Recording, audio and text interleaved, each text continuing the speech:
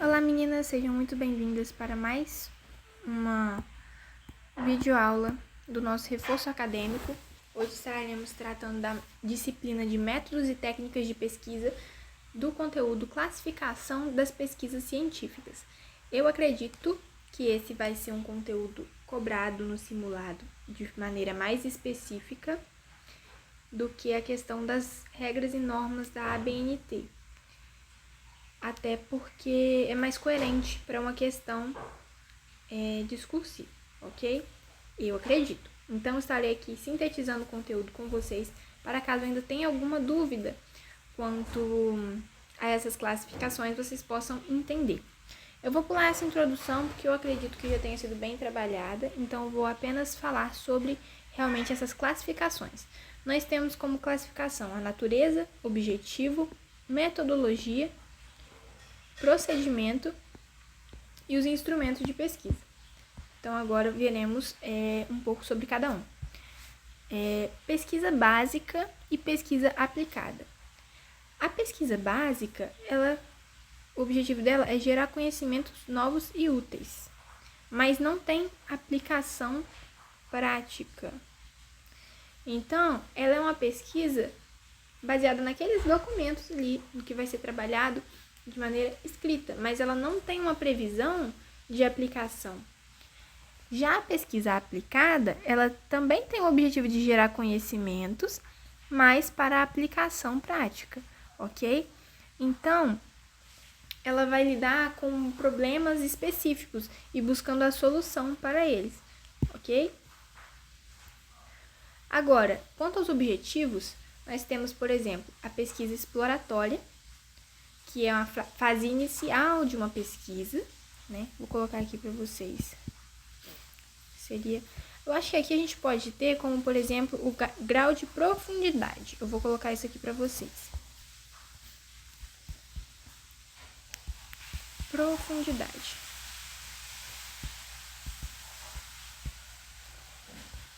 A pesquisa exploratória, ela é uma fase inicial. Ela quer mais informações, investigar aquilo e facilitar ali, entendeu? Orientar o conteúdo. Então, seria uma fase inicial.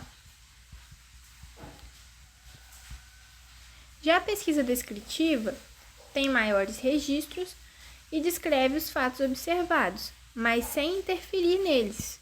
Então, isso é importante, ó. Sem interferir neles. Então, tem técnicas padronizadas de coleta de dados, como questionário e observação sistemática. Já a pesquisa explicativa, ele vai procurar explicar o porquê das coisas e suas causas. Então, seria, por exemplo, vamos pensar num tópico a ser trabalhado. Vai trabalhar sobre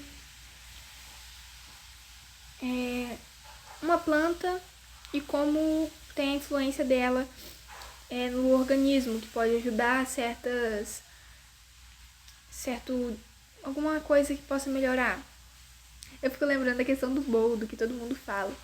Mas vamos pensar assim, por exemplo, da melhora da ansiedade, vamos supor. A pesquisa exploratória, ela vai citar características e tudo mais. É uma fase bem inicial, vai falar mais simples, assim. Já a descritiva, ela vai ter alguns registros, vai colocar essas informações, mas não vai interferir neles.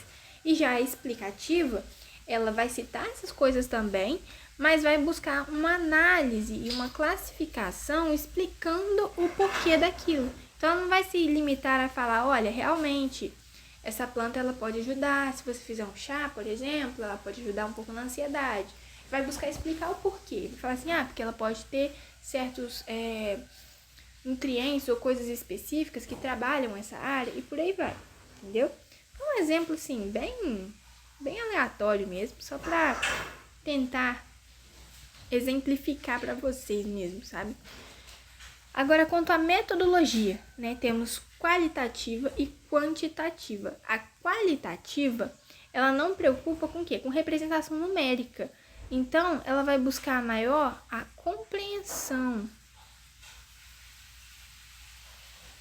Então, vai ser algo mais sobre reflexão.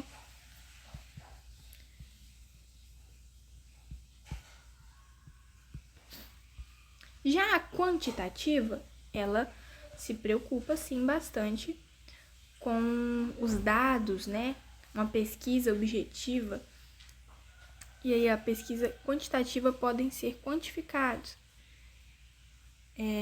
os resultados, né? Então, vai ser como, por exemplo, que usa linguagem matemática.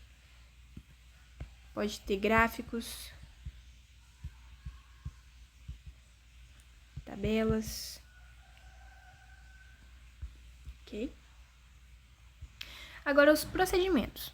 O documental, ele vai utilizar documentos específicos da área da história, por exemplo, documentos de cartório, documentos de uma escola.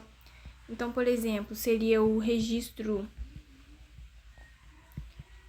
de matrícula, ou então utilizar registros em cartórios. Tem que tomar cuidado para não confundir com a pesquisa bibliográfica, ok?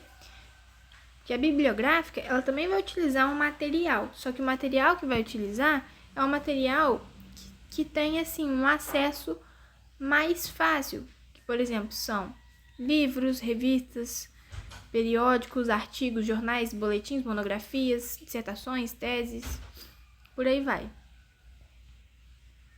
E aí vai colocar o pesquisador com contato com esse material, que já foi escrito. Então, é algo que já foi escrito. É um livro que você vai utilizar como base, é um artigo, né? Um jornal, que vai ser um registro também, por exemplo, de fatos que possam ter acontecido em um determinado período.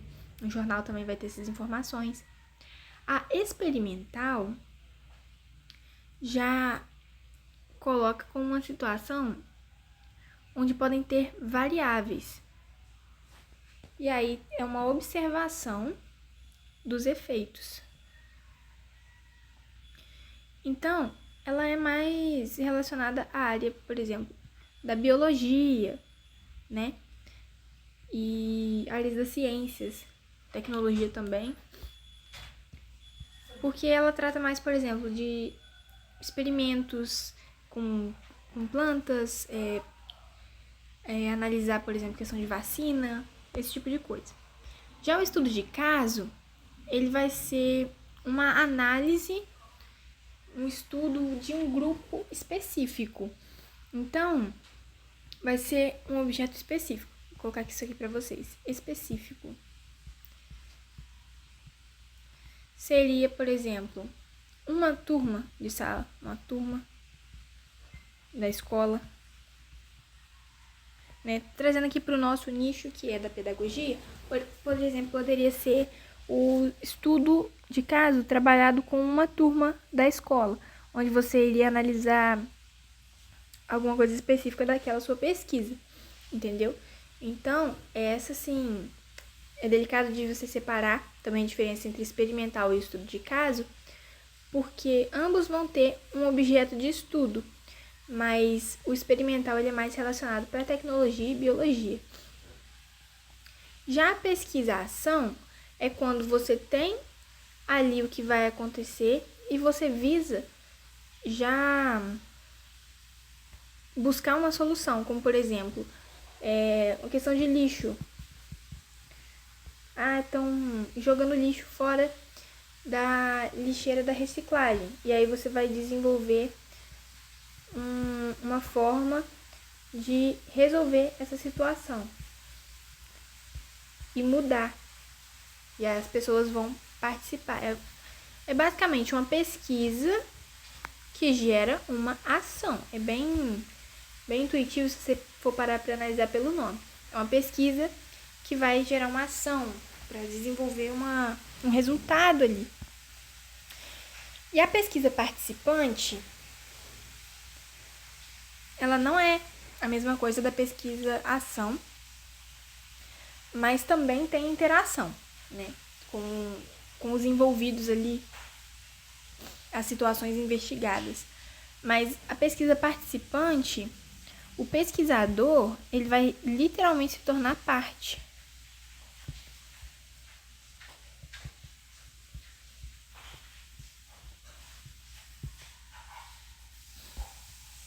Porque ele não vai só, por exemplo, se ele quer falar sobre a vida do caminhoneiro, quais são os desafios, qualidade de vida de um caminhoneiro, por exemplo.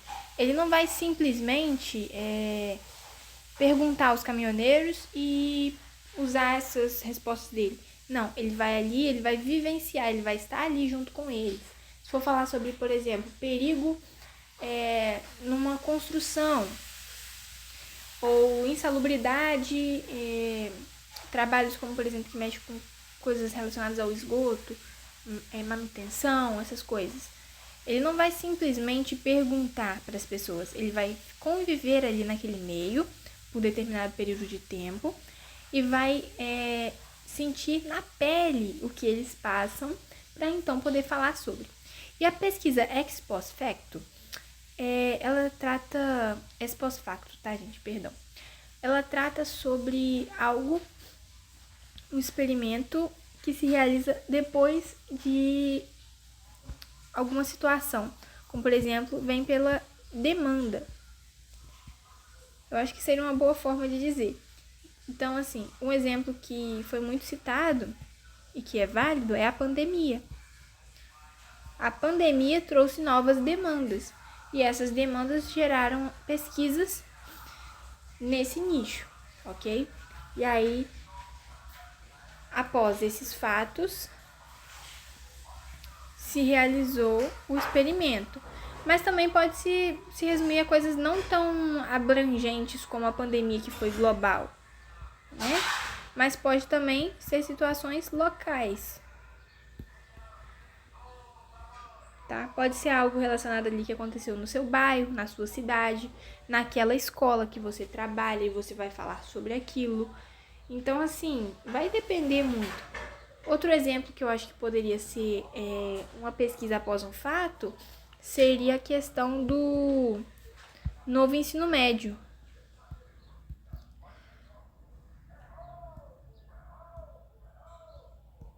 Eu vou botar ensino médio tempo integral, porque eu acho que ficou mais... marca mais o ensino médio tempo integral.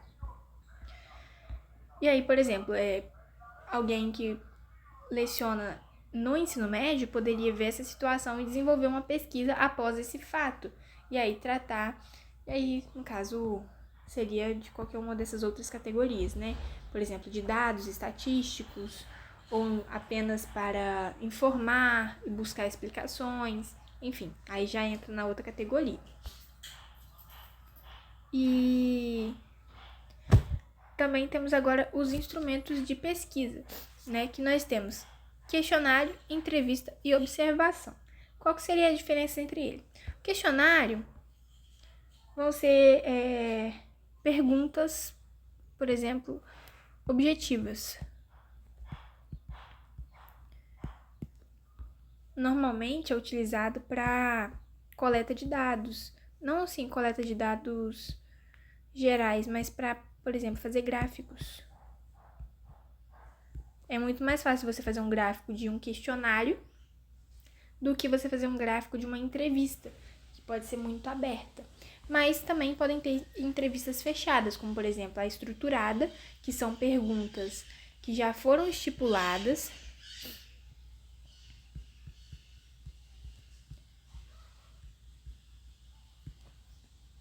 Semi-estruturada, que tem abertura para perguntas, assim, seguir no caminho que for desenvolvido. Então, tipo assim, eu fiz a pergunta 1 aqui. E aí, por meio dessa pergunta, surgiu um novo tópico que eu gostaria de abordar. Eu vou deixar de perguntar? Não, eu posso perguntar sim. Aí eu pergunto sobre aquilo, e pode ser importante. E a não estruturada, que tipo assim, não vai ter uma estrutura prévia de perguntas que vai ser seguida. Vai ser aberto, vai ser livre essa estrutura ali de entrevista.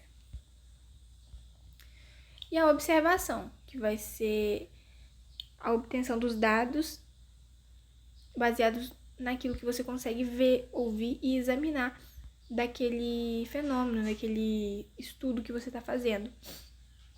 Ela vai ser planejada sistematicamente, registrada com métodos específicos e vai estar sujeita a verificações e validade e segurança.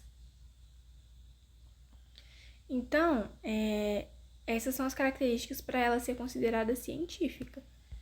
Se não for dessa forma, não é uma observação como um instrumento de pesquisa, ok? Então, é necessário ter toda essa sistematização, todos os métodos utilizados e poder utilizar um controle de verificação sobre a validade e segurança daquilo, se aquilo realmente foi válido, se foi uma observação segura e bem desenvolvida, ok?